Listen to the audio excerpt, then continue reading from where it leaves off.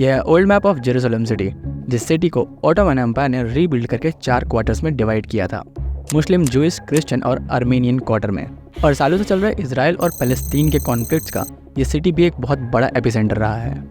और उसकी वजह है टेंपल माउंट, जिसे मुस्लिम्स हरम अल शरीफ भी कहते हैं। अक्टूबर 7 को हमास ने एक मिलिट्री ऑपरेशन लॉन्च किया इजराइल की टेरिटरी पे, जिसमें उन्होंने हजारों रॉकेट्स दागे इजराइल पे लैंड, एयर और सी से, जिसमें करीब 1200 इजरायलीज मारे गए और जिसमें से 120 सोल्जर्स थे। और बहुत सारे इजरायलियों को हॉस्टेज बना के गाजा ले जाया गया है। और इन हॉस्टेजेस की मदद से फ़लस्तीन अपने पॉलिटिकल प्रिजनर्स को छुड़वा सकता है जो इजरायली जेल में बंद हैं। और इजरायली फोर्सेज ने अलास्का मस्जिद पे जो यूनाइटेड नेशंस के रूल का वायलेशन किया है उस पर भी डिमांड कर सकता है।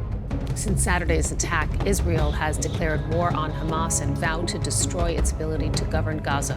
מה שקרה היום לא נראה בישראל, ואני אדאג שזה לא יקרה יותר. נכה בהם עד חורמה, וננקום בעוצמה על היום השחור הזה שהם עוללו למדינת ישראל ולאזרחיה. पर इजराइल और फ़लस्तीन का ये कॉन्फ्लिक्ट शुरू हुआ 1947 में, जब यूनाइटेड नेशंस ने इजराइल और फ़लस्तीन को डिवाइड करके एक मैप लागू किया। और आज तक ये पार्टीशन किस बेसिस पे हुआ किसी को समझ नहीं आया, क्योंकि वहाँ पे पहले से एक देश था जिसका नाम फ़लस्तीन था और वहीं पे एक नया देश बसाया गया जूइश लोगों के लिए, जिसको नाम दिया गया इजराइल, और उसे 48% हिस्सा दिया गया उस लैंड का। और वहाँ पे पहले से रह रहे फ़लस्तीन के लोगों को 44% हिस्सा दिया गया और 10% हिस्सा जो जेरूसलम का था उसे यूनाइटेड नेशंस ने अपने अंडर में रखा। और जेरूसलम को यूनाइटेड नेशंस ने अपने अंडर इसलिए रखा ताकि वहाँ पे कोई कॉन्फ्लिक्ट्स ना हो, क्योंकि जेरूसलम मुस्लिम, क्रिश्चियन और जूइश लोगों के लिए एक हॉली सिटी है। और अगर हम बिफोर क्राइस्ट की बात करें तो इजराइल के एरिया में सबसे पहले जूइश लोग ही रहते थे। और जेरूसलम में जूइश लोगों की 10 कमेंडमेंट्स की बुक हॉली ऑफ द हॉलीज का पवित्र मंदिर था टेंपल माउंट पे सबसे पहले। और ऐसा माना जाता है कि आज जो वेस्टर्न वॉल है उसके जस्ट पीछे ये मंदिर था। और फिर जेरूसलम में एंट्री होती है क्रिश्चियनिटी की, यानी जीसस की, यहाँ पे उन्हें सूली पर टांग दिया जाता है और दफनाया जाता है चर्च ऑफ हॉली सेपल्कर में, जो क्रिश्चियंस के लिए बहुत ही इंपॉर्टेंट है। और बहुत सारे क्रिश्चियंस जीसस की मौत का जिम्मेदार जूइश लोगों को मानते हैं, जो एक काफी डिबेटेबल टॉपिक है। और फिर बहुत सारे किंगडम्स ने जेरूसलम पर राज किया और जूइश लोगों को वहाँ से भगा दिया। और तब से जूइश लोग पूरी दुनिया में भागे भागे फिर रहे हैं। और उसके बाद से पूरी दुनिया में जूइश कम्युनिटी को काफी ज्यादा डिस्क्रिमिनेशन फेस करना पड़ा, फिर चाहे हम पोग्रोम्स की बात कर ले या फिर होलोकॉस्ट की। और फिर लास्ट में जेरूसलम में एंट्री होती है इस्लाम की। और मुस्लिम्स मानते हैं कि प्रॉफिट मोहम्मद ने अपनी रात्रि यात्रा के दौरान टेंपल माउंट पे, जहाँ पे अभी अलास्का मस्जिद है, वहाँ पे प्रार्थना की थी। और फिर डोम ऑफ द रॉक के अंदर जो रॉक है उस पर अपने घोड़े बुराक की मदद से चढ़कर जन्नत की ओर प्रस्थान किया था। और जैसा कि यहाँ पे सबसे लास्ट में अरब किंगडम्स थे, जिसे जन्म हुआ फ़लस्तीन का।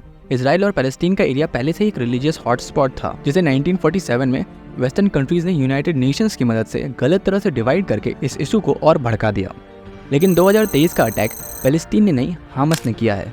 हमास फ़लस्तीन की एक ऐसी ऑर्गेनाइजेशन है जो लड़कर अपने देश को वापस पाना चाहते हैं। इनसे पहले भी एक ऑर्गेनाइजेशन थी जो सेम इसी आइडियोलॉजी में बिलीव करती थी, जिसका नाम है फ़लस्तीन लिबरेशन ऑर्गेनाइजेशन। और इजराइल से बार बार हारने के बाद उन्हें ये समझ आ गया कि अब शांति समझौता करने में ही भलाई है। और जब इसकी शुरुआत हुई तो शेख अहमद यासिन ने 1987 में हमास की शुरुआत की, जो इस शांति समझौते के बिल्कुल खिलाफ थे। और फिर जैसे ही 1993 में इजराइल ने फ़लस्तीन लिबरेशन ऑर्गेनाइजेशन को एक सेल्फ गवर्निंग अथॉरिटी प्रोवाइड कराई, और उसके बाद से ही फ़लस्तीन के लोगों में हमास की पॉपुलैरिटी बढ़ने लगी, क्योंकि बहुत सारे लोग इस पीस डील से ना खुश थे, क्योंकि स्टेट ऑफ फ़लस्तीन ना तो कोई लैंड आर्मी रख सकता था और ना ही कोई एयरफोर्स और ना ही कोई नेवी। और 2005 के बाद हमास ने फ़लस्तीन लेजिस्लेटिव इलेक्शन जीता और फिर 2007 में पूरी गाजा पट्टी को अपने अंडर ले लिया और फ़लस्तीन अथॉरिटी को वहां से बाहर फेंक दिया। और तब से गाजा का कंट्रोल हमास के पास है। और हमास को सपोर्ट कर रही है middle eastern countries like Syria और लेबनान से शिया इस्लामिस्ट ग्रुप हिजबुल्लाह, जो यूएस और इजरायली पॉलिसीज को बहुत ज़्यादा अपोज करते हैं।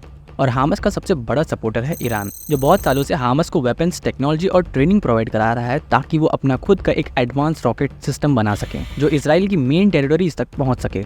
लेकिन हमास के 2023 में अटैक करने के बेसिकली 2 कारण हैं। पहला कारण हो सकता है फ़लस्तीन के वेस्ट बैंक में इजरायली गवर्नमेंट जो स्ट्रिक्ट पॉलिसीज फ़लस्तीनी लोगों पर लागू कर रही हैं, और उन्होंने यूनाइटेड नेशन के जेरूसलम पे बनाए हुए रूल्स को भी तोड़ा है। और दूसरा कारण है इजराइल और अरब नेशंस के बीच नॉर्मलाइजेशन की बातें जो हो रही हैं India middle east economic corridor के ऊपर। और अगर ये नॉर्मलाइजेशन हो गया तो फ़लस्तीन का अस्तित्व खतरे में आ सकता है।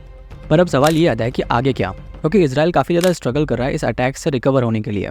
और उन्होंने गाजा स्ट्रिप के कोस्टल एनक्लेव को टोटली ब्लॉक कर दिया है। ना कोई इलेक्ट्रिसिटी और ना ही कोई ह्यूमैनिटेरियन एड। और वहाँ की गवर्नमेंट भी अभी इतनी स्टेबल नहीं है, क्योंकि रिसेंटली उन्होंने कुछ जुडिशियल रिफॉर्म्स किए थे, जिसके चलते वो बहुत सारे डिस्क्रिमिनेशन फेस कर रहे हैं। और इस वॉर से रशिया और यूक्रेन की वॉर का रुख बदल सकता है, क्योंकि यूनाइटेड स्टेट्स इजराइल का प्राइमरी सपोर्टर है। और अगर यूनाइटेड स्टेट्स अपनी एड्स को यूक्रेन में कम करता है, जो कि यूक्रेन वॉर स्टार्ट होने से लेकर अब तक $75 बिलियन की है, जिसका फायदा रशिया जरूर उठाएगा, क्योंकि यूक्रेन पूरी वॉर अमेरिका के दम पे लड़ रहा है और अमेरिका को कोई बहुत ज्यादा इकोनॉमिक बेनिफिट्स नहीं मिलते हैं यूक्रेन से।